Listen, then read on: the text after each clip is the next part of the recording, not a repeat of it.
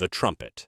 Here's a question worth sitting with. Would faith still exist if no one ever noticed it? This habit comes straight from Jesus' mouth, and he doesn't soften it. In Matthew 6:2, he says, "So, when you give to the needy, do not announce it with trumpets, as the hypocrites do, to be honored by others. Truly I tell you, they have received their reward in full."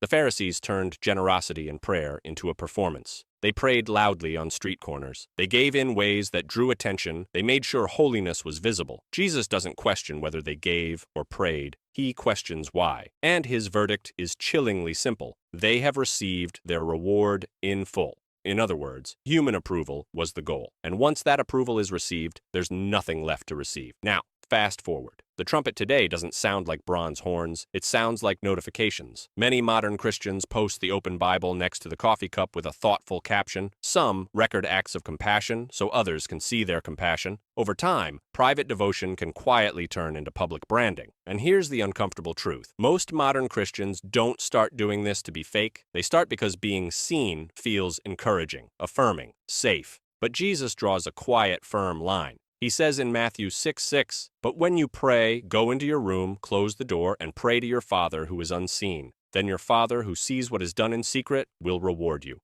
Not because public prayer is wrong, but because secret faith reveals who someone is really living for. The real test is painfully simple. If no one saw it, would it still be done? Because God isn't impressed by what gets likes. He isn't moved by visibility. He isn't persuaded by spiritual aesthetics. He's looking for what gets surrendered. That's why Jesus says the Father sees what is done in secret, not to catch anyone, but to meet them there. And here's the danger that rarely gets talked about. When faith becomes performative, it slowly stops being transformative. Devotion can start being measured by reaction instead of repentance, by reach instead of obedience, by applause instead of intimacy. And just like the Pharisees, it's possible for modern Christians to do all the right things for all the wrong reasons, which leads directly to the next warning Jesus gives, because once religion becomes a stage, pride isn't far behind. And that's when the trumpet gets louder and the heart gets quieter.